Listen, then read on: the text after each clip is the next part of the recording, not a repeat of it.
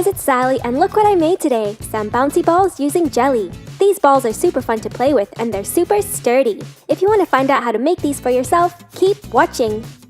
If you haven't already, don't forget to click the subscribe button to become an official member of the Sugar Snap Club. I upload 6 new videos a week, Tuesday through to Sunday. So don't forget to hit the notification bell as well. So you will need some agar-agar powder, some warm water, food coloring of your choice, ice sphere makers, a mixing bowl, and a syringe, which is optional. Let's start!